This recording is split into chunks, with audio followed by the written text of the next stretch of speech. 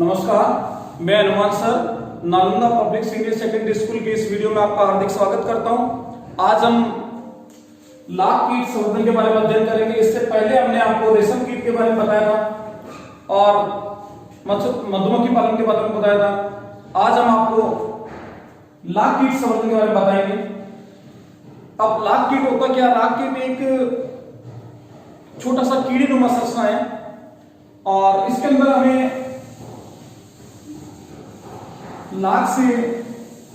लाख कीट से हमें रालनुमा रेजिन युक्त पदार्थ प्राप्त होता है जिसे हम लाख कहते हैं। लाख प्राप्त करने के लिए लाख कीट के पालन को लाख संवर्धन कहते हैं। लाख उत्पन्न करने के लिए लाख कीट पालन को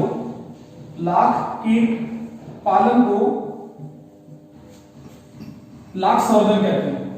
लाख उत्पादन में भारत का प्रथम स्थान है।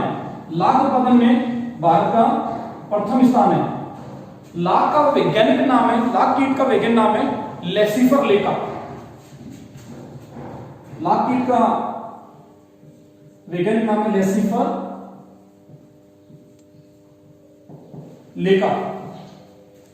लाख कीट में एक नर कीट होता है और एक मादा कीट होता है। इसमें एक नर कीट और एक मादा कीट होता है। नर आकार में छोटा होता है और मादा आकार में बड़ी होती है। मादा आकार में बड़ी होती है। नर का जो कलर होता है वो गुलाबी रंग का होता है। यह गुलाबी रंग का होता है। नर से लाख कम मात्रा में प्राप्त होता है।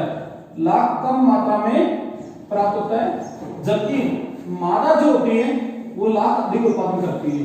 मादा लाख का उत्पादन अधिक करती है। मादा की जो संरचना होती है थैलेनुमा होती है। मादा की संरचना थैलेनुमा होती है और यह कीट निम्फा अवस्था में ही लाख का निर्माण करता है। निम्फा अवस्था लाख कीट की लार्वा अवस्था होती है। यह कीट पेड़ों की शाखाओं पर चिपक कर, पेड़ जैसे पीपल का भी हो सकता है, बेर का हो सकता है, आदि पेड़ों की शाखाओं पर चिपक कर उसे रस चूसते रहते हैं और अपने चारों ओर लाख का निर्माण करते हैं। लाख हम दो विधियों द्वारा प्राप्त कर सकते हैं। एक पुरानी देसी विधि है, और एक आधुनिक विधि है। दो विधियों द्वारा हम लाख उत्पन्न कर सकते हैं। पुरानी देसी विधि जो है वह अवैज्ञानिक विधि है। यह अवैज्ञानिक विधि है। इसे आदिवासी लोग ही अपनाते हैं। इस विधि के अंदर फसल को बहुत ज्यादा नुकसान होता है। इस विधि के अंदर पेड़ को पूरा काटकर लाख उत्पन्न किया जाता है या लाख को इकट्ठा किया जाता है, जबकि आधुनिक विधि के अंदर यह एक वैज्ञानिक विधि है। इसके अंदर आगामी फसल को कोई नुकसान नहीं होता है। इसमें बारी से लाख का निर्माण किया जाता है। भारतीय लाख अनुसंधान केंद्र रांची झारखंड में स्थित है। यानी कि भारतीय लाख अनुसंधान केंद्र रांची झारखंड में स्थित है। यहां पर बहुत अधिक मात्रा में लाख का निर्माण किया जाता है। पढ़ रहे हैं मछली पालन के बारे में। मछली पालन को मत्स्य पालन भी कहते हैं। मछली पालन को मत्स्य पालन भी कहते हैं। मछली पालन को हम पीसी कल्चर भी कहते हैं। पीसी कल्चर एग्जाम में कई बार पूछा जाता है कि पीसी कल्चर क्या है। मत्स्य पालन को हम पीसी कल्चर कहते हैं। यह एक प्रोटीन युक्त पोषक पदार्थ है। प्रोटीन युक्त पोषक पदार्थ है।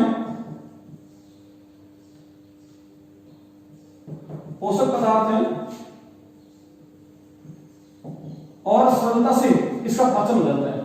सरलता से पाचन हो जाता है। समुद्री भोज्य पदार्थों में भारत का स्थान छठा है। समुद्री भोज्य पदार्थों में भारत का स्थान छठा है, छठा स्थान है। मछलियों का उत्पादन लवणीय जल और अलवणीय जल दोनों जल में किए जाते हैं, जबकि सबसे ज्यादा मछलियों का उत्पादन अलवणीय जल यानी मीठे जल में किया जाता है। सर्वाधिक मीठे जल में किया जाता है, अलवणीय जल या मीठा जल। इसमें जो मछली है वह रोहू, कतला, मरगल, ये बोर्ड के एग्जाम क्वेश्चन आया है। अलवणीय जल में उत्पन्न होने वाले दो मछलियों का नाम बताइए, तो रोहू और कतला। विदेशी मछलियां भी हमारे कोर्स के अंदर है। विदेशी मछली वो है कॉमन कार्प,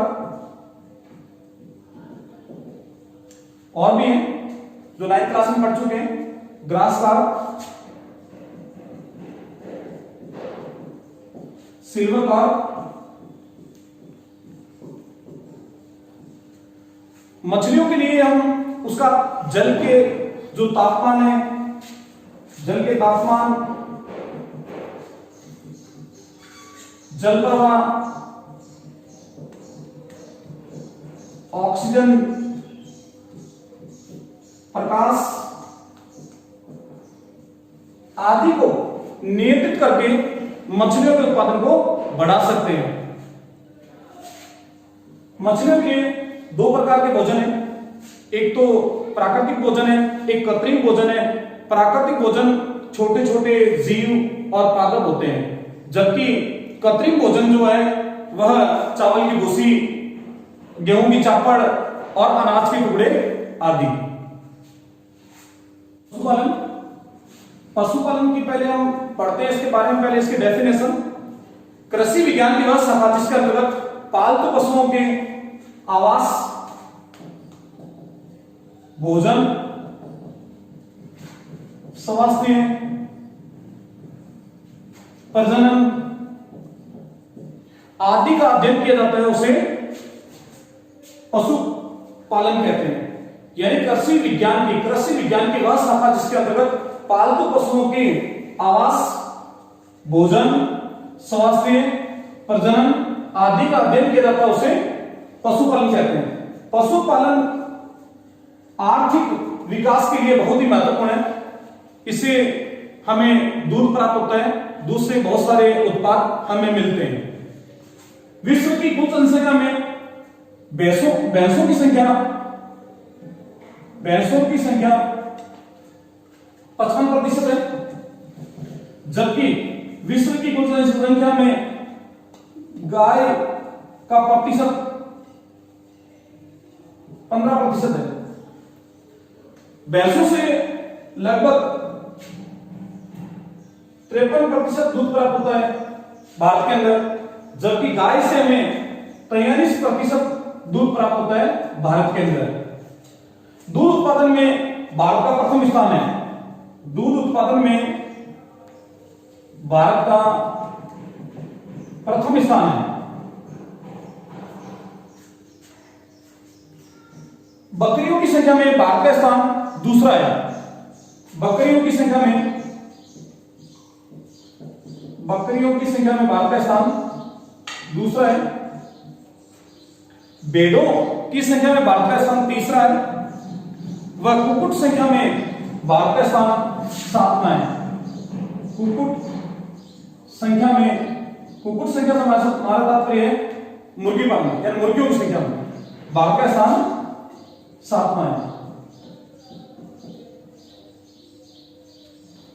अभी हमने बताया पशुपालन के बारे में कि विश्व की कुल जनसंख्या में भारत में 55% भैंसें पाई जाती हैं, और विश्व की कुल जनसंख्या में गाय की केवल 15% संख्या ही भारत में पाई जाती है। इनमें से केवल 53% दूध भारत में भैंसों द्वारा प्राप्त होता है, और गायों द्वारा भारत में 23% दूध प्राप्त होता है। डेयरी उद्योग, पशुपालन से हमें दूध प्राप्त होता है। दूध डेयरी उद्योग का महत्वपूर्ण उत्पाद है। इसके बाद में हम कई सारे हमारे कोर्स के अंदर जीव हैं, वो है पहला भैंस, भैंस की कुछ किस्में हैं, जैसे जाफराबादी,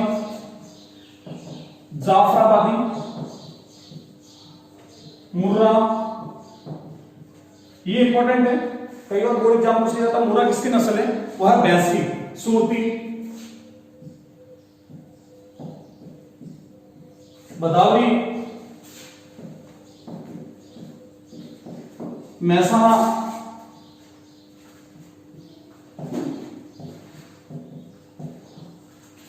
गाय की नस्लें गिर,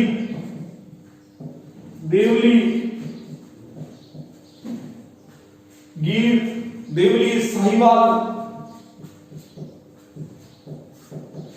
सिंध, ये गाय की नस्लें। पहले हमने भैंस की नस्लों में बात किया, जाफराबादी, मुर्रा, सूरती, बदावरी और मैसाना। गाय की नस्लें गिर, देवली, साहिवाल, सिंध आदि। उसके बाद बकरी की नस्लें जमुनापरी,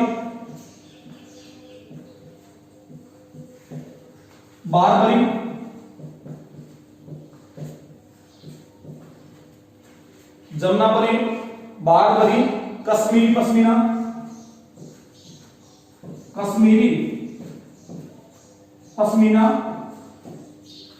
ये दोनों साथ में हैं, कश्मीरी पश्मीना, जमुनापरी होगी सिरोही,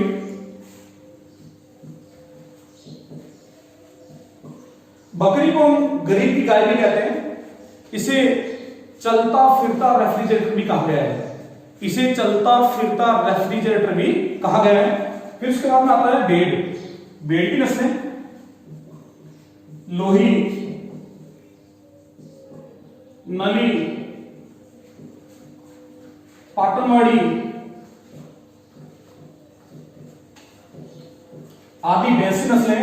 भैंस से हमें ऊन प्राप्त होती है, इंपॉर्टेंट क्वेश्चन बनता है, ऊन का रंग किस पर निर्भर करता है? ऊन का रंग भेड़ की प्रजाति व जलवायु पर निर्भर करता है।